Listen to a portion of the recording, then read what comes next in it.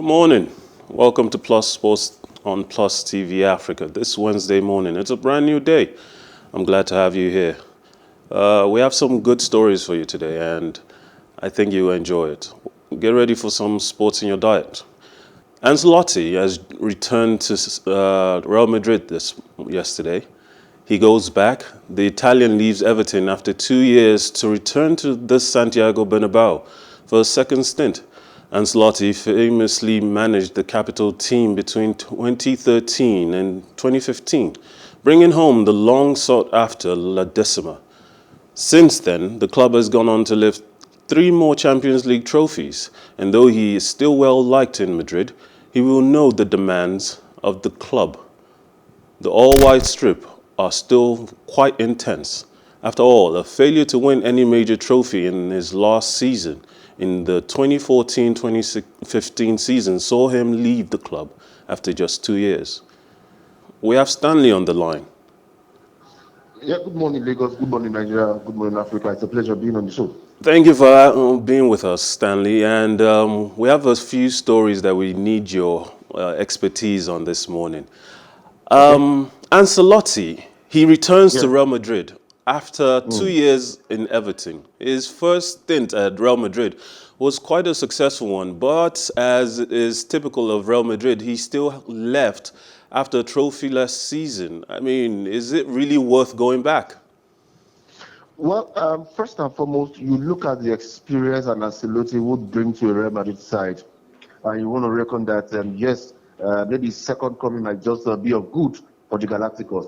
But then, let's look at what's trending now in the world of football as far as coaching is concerned. We're seeing young, energetic, vibrant coaches do their thing, and of course, they've been making a mark. Case in point is Pep Guardiola. Another one of them is Jurgen Klopp. Just recently, we just saw Thomas Tuchel win the UEFA Champions League with Chelsea. Mauricio Pochettino leading Tottenham Hotspur to the final of the UEFA Champions League. So when you consider these young coaches currently making a mark and carving a niche for themselves, you ask yourself, why then did Real Madrid go for a man like Ancelotti, who seemed to have lost that touch? Whether you like it or not, experience-wise, yes, it would bring them a whole lot of options to the Real Madrid dressing room. But I think what Madrid should have just gone for what's trending at the moment. Young, energetic coaches. Zinedine Zidane won the Champions League 3 times, and no other manager have ever done that with the Galacticos. So what does that tell you? I think they should have looked inward. Sadly, Allegri has returned back to the old lady of Turin, talking about Juventus. Maybe if he was available, he would have been the next option. But then, like I said, experience, they say, you cannot throw away in the gutter. Like they say in football, form is temporary, class is permanent. And I think that class is what Ancelotti will be bringing back to Real Madrid.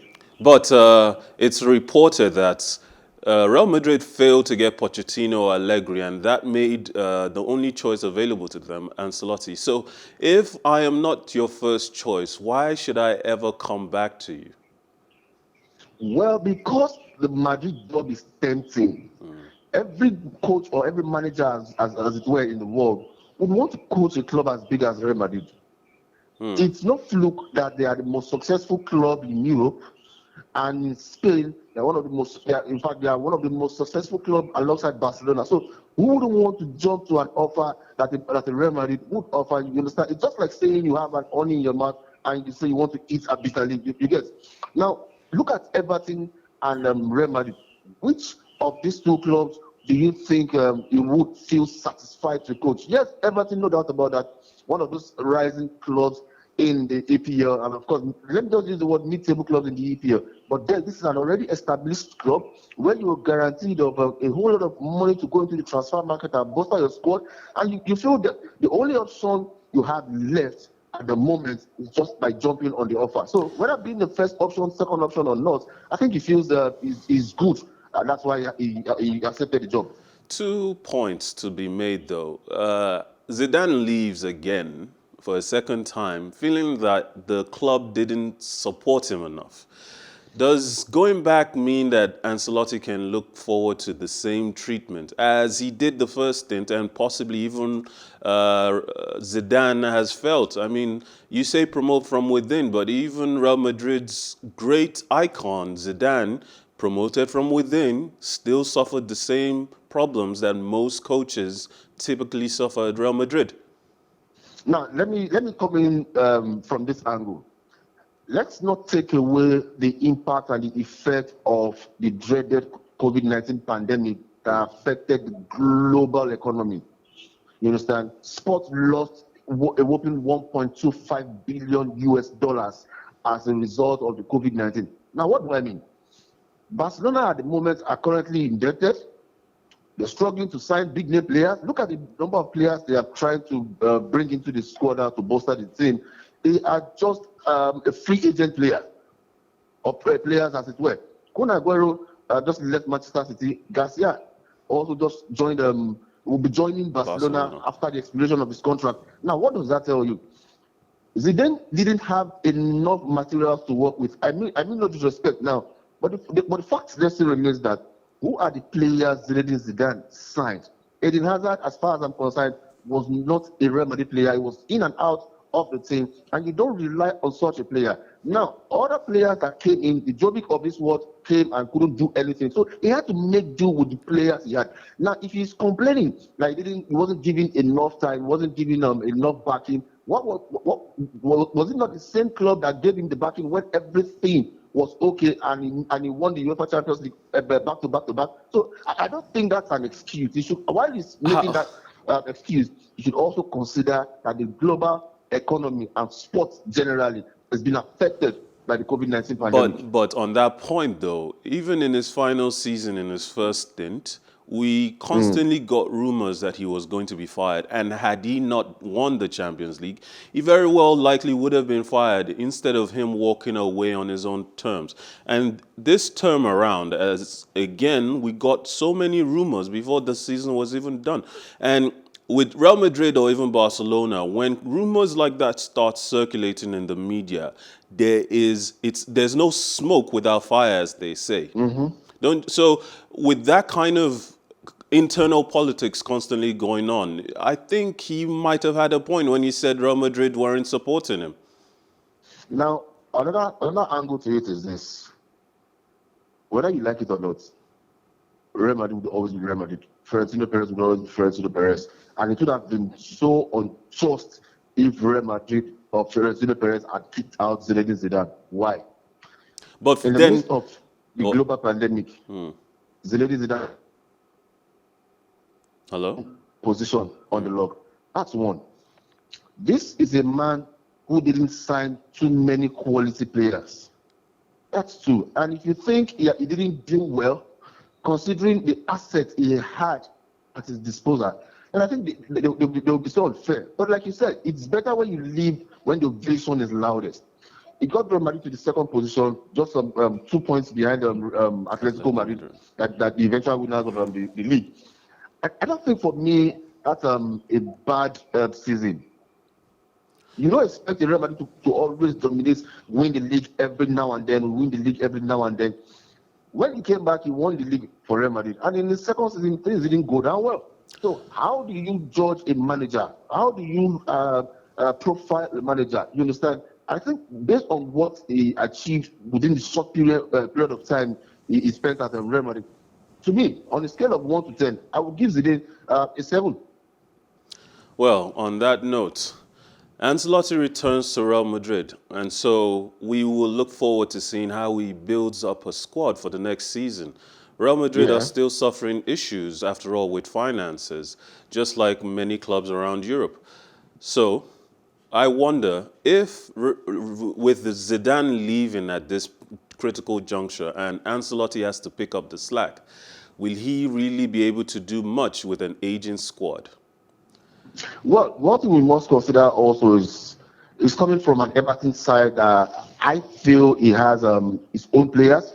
The likes of Yeremina might just be joining him because who doesn't want to play for Real Madrid? You get James Rodriguez might just be making his way back to Real Madrid as well. Sigurdsson, you understand, might also just be joining him. Look at Dini, left fullback. So I think some couple of players would join Ancelotti at Real Madrid. Like I said, it's a big club. It offers you a whole lot of options and opportunities. Some of these guys have not won a dime as a footballer. So going to Real Madrid, I think with Ancelotti, they are sure guaranteed that what push come to shove, worst case scenario, the first season, second season, they might just be laying their hands on maybe the Champions League, the Copa del Rey, or even the league. Who knows? All right, let's leave it there. So it is being reported in Italy that Barcelona, Real Madrid and Juventus will be banned from the Champions League this week. The only three clubs still signed on to the failed European Super League are facing disciplinary proceedings from UEFA. The other 9 founding clubs who pulled out of the competition after intense pressure have all signed a letter of apology to UEFA and pledged £12.9 million to grassroots football. In La Liga President and UEFA Executive Committee member Javier Tebas said on Tuesday that Barcelona, Real Madrid and Juventus should be scared of the outcome of UEFA's disciplinary proceedings against them. This story is always fascinating to me. Stanley, what do you think about this? Well, you see, the truth is, as much as I frown at the decision made by these clubs back then, because it will bring football down to its knees. Now, grassroots football is the main bane of professional football. Now, when you decide to form a league of your own, leaving the regular leagues or competitions that we have. Now, for example, Infantino said one thing: the UEFA Champions League, the UEFA Europa League has been built over the years, and of course, it has gathered name, momentum, and of course, prestige across the globe. Now, why would Florentino Perez come out and say, yes, we want to establish a European Super League? Because Super League, because it doesn't make sense for me. Now, what happens to clubs below who are not in the Super Six? If Madrid, Juventus, Chelsea, Manchester United, City, and the likes have got financial models to pay such amount of money, now what happens to clubs like Sevilla? What happens to clubs like Everton? What happens to clubs like Tottenham Hotspur? But on that point, Stanley, I personally think that the individual leagues, rather than saddling themselves to UEFA as though they're carrying UEFA's water for them, I think individually they could have all negotiated with this new ESL. They could have negotiated new deals that made it possible that some teams would get relegated and even maybe expand the competition. So why didn't that happen? And to this point of punishment being doled out, shouldn't UEFA really be worried about the backlash? Because there was a Madrid case that was an injunction on their punishment and pressuring of these teams. I remember that the judge on that case referred the case to the Court of Arbitration. Isn't it possible that when that case returns with a verdict that backs the clubs, without backing down now, UEFA leaves themselves open to a backlash that could potentially eventually lead to the next iteration of this competition being successful? Now, I feel if this sanction falls on these clubs, it would affect the UEFA Champions League. That's one important thing. The money these clubs generate in terms of image rights and, of course, the TV rights is massive. Fans across the globe want to watch Barcelona play in the UEFA Champions League. Now, when you sanction them on the basis of creating a European Super League, I don't think that would make any difference. Maybe a warning would do. And then the truth about it is, some of these clubs have come out to tender an all-reserved apology. So I think UEFA should also calm down a bit and consider the impact of sanctioning them on football. Because you sanction Barcelona, you sanction Juventus, you sanction these clubs. What happens to the UEFA Champions League? I mean, it's true. And then whoever wins the next competition, the next season, the next 2 seasons, or however long their ban lasts, there might be an asterisk on their name. After all, they won it in a season when these big European powerhouses were not present. And that simply means the UEFA Champions League will die a natural death. But then what does that mean for Messi in Barcelona? Can Barcelona still persuade him to stay?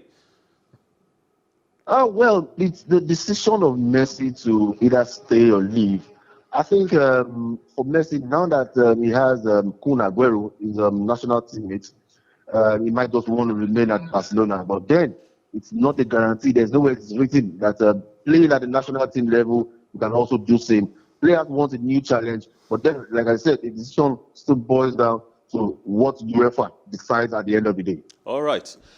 So, the organizers have named Brazil as named Rio de Janeiro and 3 other states as host venues for the Copa America in a move to Yeah. appear to strengthen the likelihood of the soccer tournament taking place, even as a Supreme Court judge asked President Jair Bolsonaro to explain his surprise decision. The demand by Justice Ricardo Lewandowski came in response to a suit filed by the opposition Workers' Party, which objected to Brazil hosting the tournament, given the current public state of affairs. The health situation in the country has made it so that the hosting the competition would be quite difficult. Bolsonaro said early on Tuesday his government had agreed Brazil would host the regional tournament from June 13th to July 10th, after planned host Argentina pulled out due to a dramatic worsening of the coronavirus pandemic there. Officials later named the capital Brasilia, Rio de Janeiro, Mato Grosso, and Goiás as host states, as well as one other yet to be confirmed. Stanley, this story just keeps developing. Is there more surprises on the horizon? You see, if the records are anything to go by, Brazil is the worst hit country in South America, and of course, one of the worst hits in the world as far as the global pandemic is concerned. I agree. That's one. Why would the hosting right be given to a country who has been hit by the virus? And the same reason the competition was taken away from Argentina owing to the surge or rising cases of COVID-19, then I think there's no balance anywhere. There's no level playing ground here. I was actually suggesting, I actually rather suggested that maybe Uruguay could have hosted, could have been given the nod to host the competition. But why give it to a country like Brazil? Like I said, the CONMEBOL needs to sit down and of course look into this very, very, very well, because I am very sure that Argentines will frown at this decision. In fact, at the moment, they are currently not taking it lightly with them. You understand? So, whenever you want to make decisions like that, you should have a fair hearing, so both sides will not look as if one is being favored at the expense of the other. Well, if this story is anything to sniff at, I don't think we will be hearing the end of this just yet. Although I doubt it. I doubt it. And that might just affect the Copa America. But then, if what is Argentina's real complaint, given that these are 2 powerhouses of this competition? If it didn't go to Argentina, Brazil seems like, other than the COVID-19 situation, Brazil seems like a perfect place to host it. What is Argentina's complaint? Now, Argentina's complaint now, like I said earlier on, is if the competition has been taken away from them as a result of the surge in COVID-19, why give it to a country like Brazil, who has also rising cases and one of the most hit countries of COVID-19? Well, it's all politics at the end of the day. God bless you. You understand now? So, like I said earlier on, I would have loved a situation where a neutral country is given the hosting right to host the competition. Like I said, if Colombia has security issues and challenges, you understand, and it was to co-host with Argentina, why not take it to Uruguay? Must it be Brazil? No. And that's why I think the Argentines actually frowned at it. All right, let's move to tennis. World number 1 Novak Djokovic kicked off his French Open campaign with a routine 6-2, 6-4, 6-2 win against American tennis Sangren on Tuesday, June 1, in the first men's match to be scheduled in a night session. With no spectators allowed on Philippe Cartier court due to a 9 p.m. local curfew. The Serbian went through the gears as he dispatched his opponent seemingly effortlessly. Djokovic, who is chasing a 19th major title and looking to narrow the gap on 20-time Grand Slam champion Rafael Nadal and Roger Federer, showed some signs of frustration in the second set, but world number 66 Zagreb was never close to bothering him.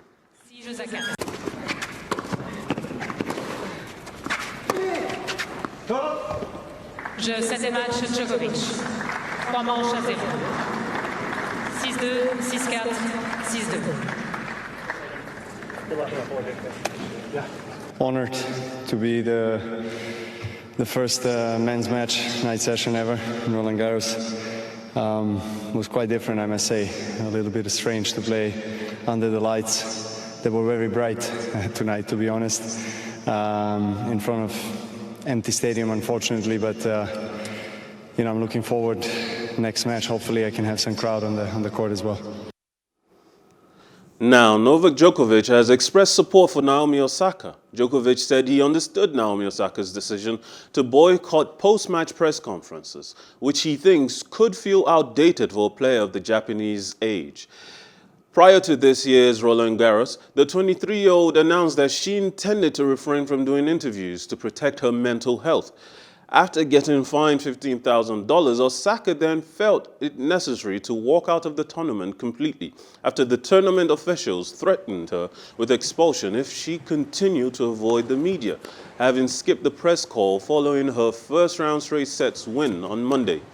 Despite recognizing the role of the media in connecting sports stars with supporters, Djokovic described Osaka's actions as brave in addressing the mental issues the Japanese is encountering. We have our own platforms, our own social media accounts through which we are able to communicate directly with fans. So, and Naomi, she's very young and she grew up with, you know, obviously with social media and ability to speak out through her channels. And look, I can understand her very well, and I empathize with her because I was on the wrong edge of the sword in my career many times with media. I know how it feels. I support her. I think she was very brave to do that. I'm really sorry that she is going through painful times and suffering mentally, as what I've heard. I haven't spoken to her, but it seems like she has been struggling. Well, look, the Grand Slams are protecting themselves and their own business. Stanley, another supporter for Osaka. What do you think? Well, the right decision has been taken. There's no way you take part in any competition without granting a pre-match or post-match interview. Win or lose, that's one of the reasons why the competition is being organized. That's one of the reasons why the competition is organized. And there's, like I said earlier, there's what they call image rights and TV rights. So what exactly does Naomi Osaka think the organizers of the Roland Garros are selling to the general public? That said, on the other hand, I think psychologically our team has not really done well for her. What do I mean? For every tennis player, for every sporting event, and of course every sportsman or woman out there, they go to psychologists. And if your psychologist cannot work on your mental health, then I don't think you have any reason or any business playing at any competition. Because no matter how hard you try, it's definitely still going to show or display itself. But this is their livelihood, Stanley, and even staying away from the court for just 1 year can be very harmful to their longevity. Well, like I said, the best decision is what she's taking. Step out of the competition, go work on yourself. And I think our parents need to do more on this. All right, Stanley. All right, Stanley. Thank you for joining us, Stanley. I want to give you... Thank you so much for having me. It's been a pleasure. I hope to have you on again very soon. All day, every day, I'm always available. Now, to everyone at home or at work, thank you for joining us this morning. It's been a pleasure. I am your host, Mukhail Tinubu. Remember, with sports in your life, it's never boring.